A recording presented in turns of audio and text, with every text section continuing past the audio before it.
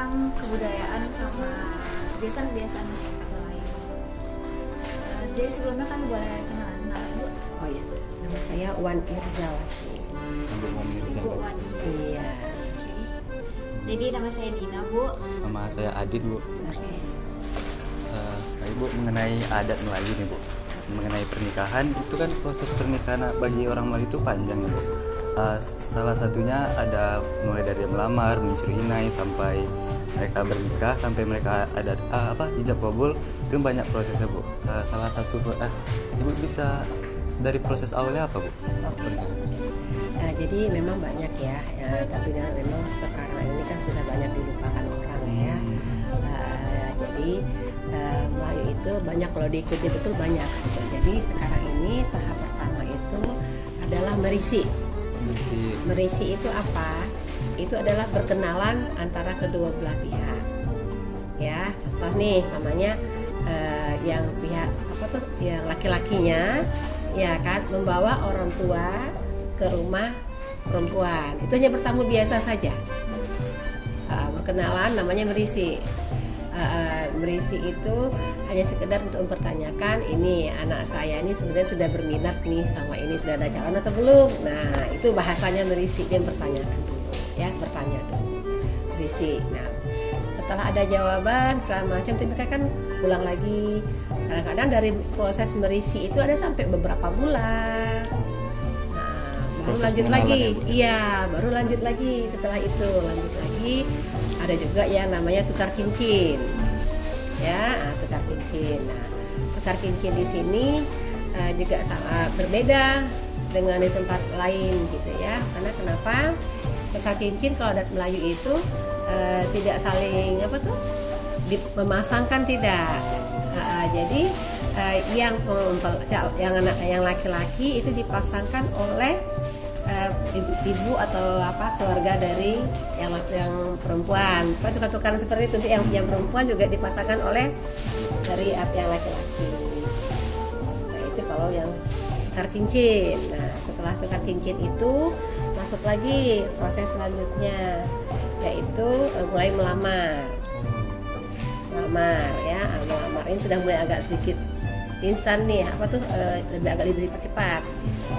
Sudah mulai, setelah datang rombongan ke sana melamar utusan, di situ langsung membicarakan hal-hal yang lebih detail lagi. Contoh, apa-apa saja yang syaratnya oleh pihak perempuan, seperti menentukan jumlah hantaran belanja, ya kan, seperti apa maunya, gitu kan, apakah keinginan lagi yang lain seperti apa, gitu.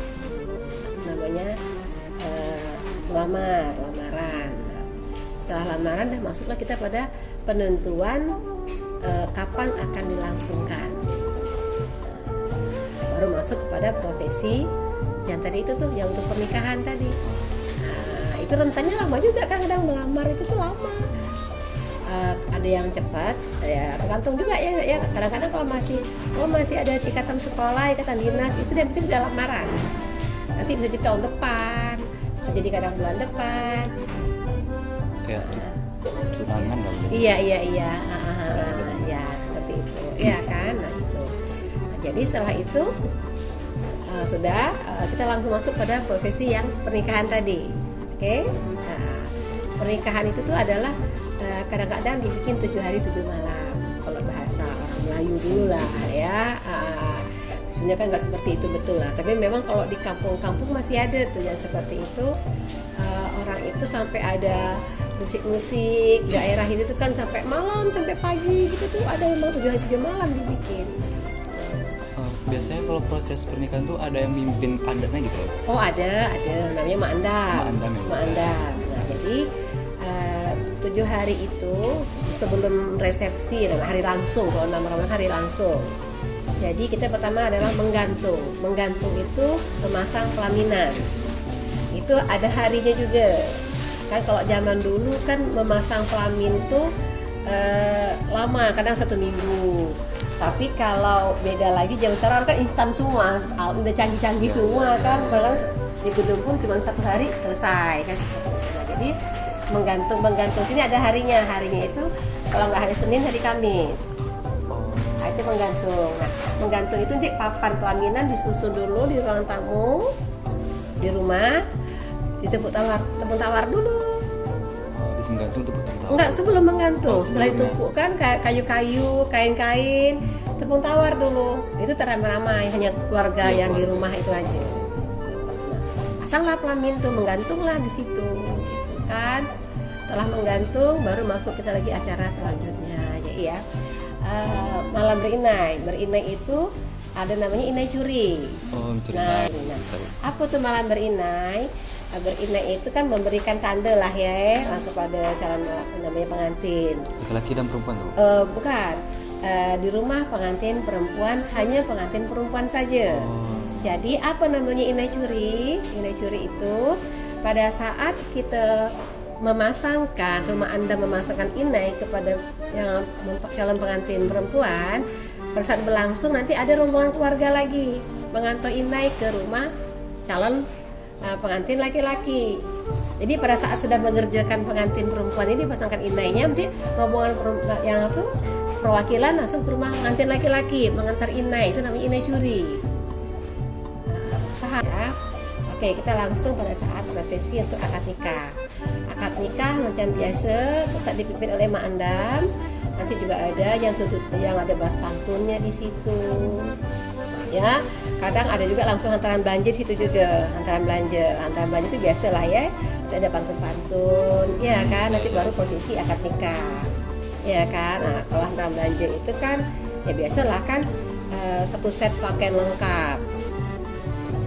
Nah, jadi apa itu macam item hantaran belanja itu kita gampang menghitungnya dari ujung rambut sampai ujung kaki. Jadi menghitungnya gini, mulai dari acara kita nak mandi nih, kita nak mandi itu tuh butuh handuk, alat mandi, itu satu paket alat mandi, ya kan. Nah, setelah mandi itu tuh kita kan tidak berpakaian, nah, satu set pakaian. Setelah itu kita kan itu berwuduk dulu, sholat dulu. Nah, ya ada satu set mukena, sejadah lengkap. Nah, gitu. Jadi di situ nanti kita kan nak makan. Tentu ada makanan, ada buah, ada kue, itu namanya makanan. Setelah itu nanti kita kan tidak berhias, tidak berhias, ada lagi lah alat make upnya semuanya. Gitu. Terus ada lagi kalau ada rezeki berlebih, ya, ada lagi lah satu set perhiasan. Itu kan tidak pakai berhias. Nanti ada lagi, tidak pergi itu kan tidak pakai apa, tidak kemas-kemas dulu kamar, baru adalah pakai satu set alat kamar plus dengan spray semuanya lengkap. Nanti baru setelah itu sepatu sama tas atau celop sama tas, adalah duit. Kenapa duit tunai itu kan perempuan kan tidak belanja. Ada filosofi ya begitu semua. Ada semua. Jadi memang kalau dikaji itu panjang satu ini tuh luar biasa. Itu yang pertama bisa dimulai dengan malam berinai. Nah, setelah berinai malam itu besok paginya langsung berandam. Ya, berandam itu kan membersihkan muka. Yang dipimpin kan, sama Mak Andam tadi. Mak Andam langsung. Nah, kalau kita yang perempuan berandamnya kan depan pelaminan. Dan biasanya ada dua pelaminan besar, pelaminan kecil. Nah, jadi nanti kita pakai pelaminan kecil dulu. Disitulah yang perempuan diandam, ya kan ada tepung tawar juga. Nah, yang laki-laki juga sama, diandam juga, tapi di rumah dia. Nah, beda rumah. Beda rumah lah, belum boleh Iya, jumpa, iya. gitu kan. Nah, diandam. Setelah berandam, selesai berandam, masuk lagi khatam Quran. Apa gunanya khatam Quran itu? Khatam Quran itu adalah sekalian memberitahukan kepada semua keluarga bahwasanya anak calon pengantin ini pandai mengaji. Itu bahasa dia. Sekarang kan tak ada lagi ya. Nah, jadi khatam Quran. Setelah khatam Quran, masuklah lagi akad nikah. Nah, akad ini ada lagi tuh. Jadi hantaran belanja dulu, setelah prosesi hantaran belanja, kalau zaman dahulu terpisah semua waktunya, makanya dibilang 7 hari 7 malam. Satu hari malam berinai, besok malam lagi, besoknya lagi pula berandam, nanti besok paginya lagi berkhatam juga. Jadi maka 7 hari. Namanya 7 hari 7 malam. Ya itulah sebetulnya tuh. Kalau sekarang kan disimpelkan semua. Jadi kadang hantaran belanja itu tuh, kalau zaman dulu hantaran belanja tuh jauh-jauh. Kadang 2 bulan sebelum akad nikah, semua hari langsung hantaran belanja. Kalau sekarang kan enggak, jam itu akad nikah, itu juga hantaran belanja. Kayak gitu kan, simpel semua. Tapi berarti nggak apa-apa ya Bu, agak kita meringkas supaya lebih praktis Nggak gitu, nggak masalah. Itu kan hanya kesepakatan aja. Oh, sama-sama sepakat. Aja. Iya. Kadang-kadang memang uang itu pun duit hantaran belanja pun kadang-kadang kan sudah dikasih duluan. Jadi yang diantar tuh hanya sebagai simbolis aja. Iya, kan macam-macam lah. Nah, jadi itu tadi. Jadi apa itu hantaran belanja? Hantaran belanja itu adalah semua kebutuhan pengantin perempuan mulai dari ujung rambut sampai ujung kaki. Bukan dari mandi, dari mandi, pakaian, perhiasan, makanan, Makeup. Make up lagi. iya semuanya. Tuh. Ya kan, nah seperti itu. Itu juga tuh yang berbalas-balas itu berbalas. Maksud berbalas itu apa gitu? Kita ngantar Inai ke rumah pengantin laki-laki, nanti yang laki-laki dia pulang tuh kan tuh kosong pinggan-pinggan tuh semuanya, nanti ada lagi dia ngantar kain panjang kah, dikasih satu potong, seperti itu dia. Itulah kalau orang Melayu ini semuanya berbalas, apa-apa berbalas, gitu, ya kan? Dan nanti serah hari langsung setelah hantaran belanja langsung akad nikah. Akad nikah mungkin biasa lah ya, tepung tawar. Setelah sah kata Pak KUA bersanding itu tuh langsung ketemu langsung sekaligus, nggak boleh terpisah. Jadi mempelai laki-laki dulu duduk di pelaminan. Nah, nanti tepung tawar itu pun hanya laki-laki aja yang boleh, yang dituakan pada saatnya hadir di situ. Gitu. Jadi tidak pula boleh ini apa namanya itu, ada ibu-ibu nggak boleh sebetulnya. Kalau yang sebenarnya hanya laki-laki saja, nggak boleh ibu-ibu ikut tepung tawar. Kalau seandainya keluarga kurang laki-lakinya gimana Bu? Nggak bisa, tetap Harus laki-laki juga? jadi jumlahnya ganjil ya. Kalau itu 3 orang aja, Oh, bisa gitu ya? 3 orang pokoknya ganjil, mau 3 mau 5, kadang sampai belas-belasan orang kan begitu. Nah, jadi itu sebetulnya. Jadi tepung tawar nanti setelah selesai pengantin laki tepung tawar, dia duduk agak disembunyikan sedikit, baru keluar lagi pengantin perempuan, tapi nggak boleh jumpa. Nah, karena ada kamar satu khusus untuk pengantin laki, masuk situ dulu, nanti baru pengantin perempuan sanding lagi di tepung tawar lagi. Macam itu. Jadi nanti baru pada saat hari langsung selesai itu pengantin laki kan balik dulu. Nanti baru hari langsung itu resepsi, kalau bahasa sekarang itu resepsi itu biasa kita pengantin perempuan, pihak keluarga perempuan menjemput pengantin laki-laki dulu sambil membawa mandam, dia memasangkan baju, bawa hidangan. Jadi dikasih makan dulu suami kan jadi suami namanya kan. Suami itu pengantin itu dikasih makan dulu sama kan ngantar lauk dulu dibawanya kan. Setelah itu nanti baru diarak ke tempat acara rumah perempuan. Nanti pas diarak tuh sampai ke pintu ada belas pantun, pembuka pintu, nanti jalan lagi pas ke pelaminan. Itu tuh kalau Melayu beda. Kalau Jawa kan dia pengantin perempuan kan menyongsong pengantin laki-laki. Iya. Kalau Melayu tak boleh. Kalau orang Melayu pengantin perempuan hanya duduk menunggu di pelaminan.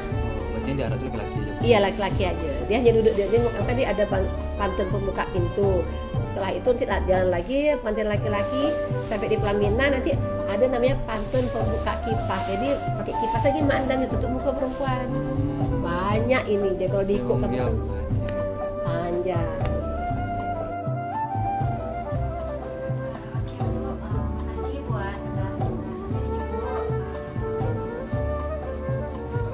Jangan lupa proses pernikahan, jadi bisa jadi tambah lagi baru lagi. Itu aja. Maaf mengganggu juga. Terima kasih. Jadi kan pandai-pandai aja. Kita tinggal buka-buka aja. Jadi lah ya namanya kan kadang-kadang kalau di kunci itu Banyak lagi.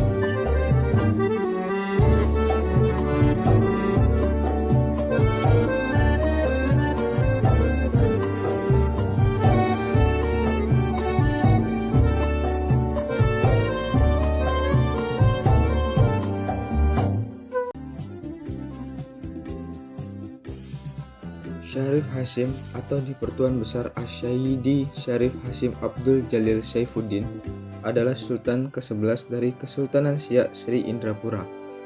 Ia dinobatkan pada tanggal 25 Oktober 1889 dan bertahta selama 19 tahun, yaitu antara 1889 sampai dengan 1908. Ia bergelar Sayyid sebab ia adalah keturunan dari Sayyid Ali bin Utsman bin Abdurrahman, atau gelarnya Sultan Ali Abdul Jalil Saifuddin, yaitu sultan pertama dari keturunan Arab dan keluarga kerajaan Melayu Siak. Sultan Syarif Hasyim dinobatkan menjadi penguasa sebagai pengganti ayahnya, yaitu Sultan Syarif Hasyim I. Ia sebenarnya bukanlah putra yang tertua, namun saudara-saudaranya yaitu Tengku Muda dan Tengku Bagus melakukan perlawanan kepada Belanda sehingga mereka ditangkap dan diasingkan oleh Belanda ke Bengkalis. Selain mereka berdua, Sultan Syarif Hasyim juga memiliki beberapa saudara lainnya, yaitu Tengku Embung, Tengku Tanudi, Tengku Hasyim, Tengku Mah Bungsu, dan Tengku Anu.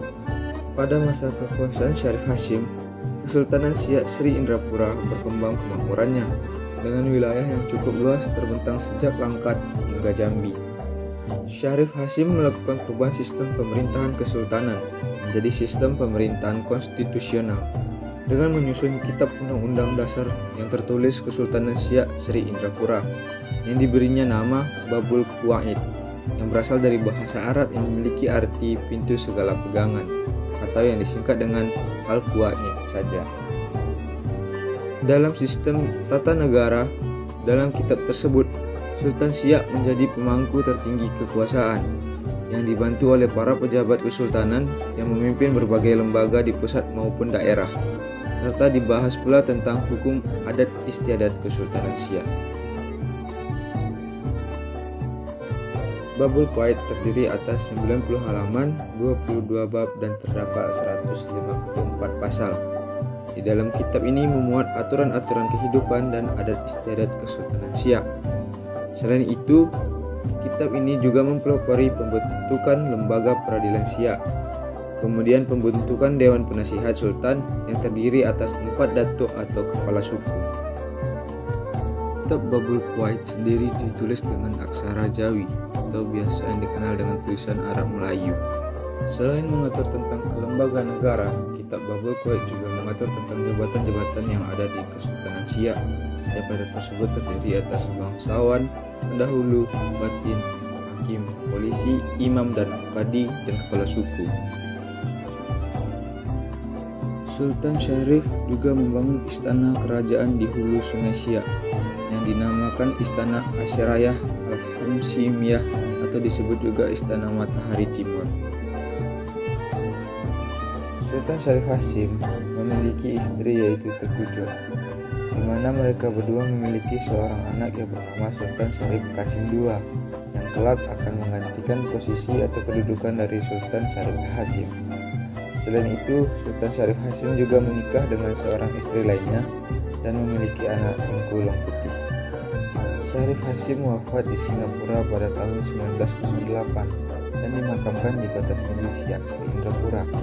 Setelah kepergiannya, anaknya Syarif Qasim II naik tahta untuk menggantikan posisinya pada tahun 1915. Sebagai penghargaan untuk perjuangannya yang sangat luar biasa, kini nama Sultan juga diabadikan sebagai nama hutan raya di Provinsi Riau, yaitu Taman Hutan Raya Sultan Syarif Hasyim.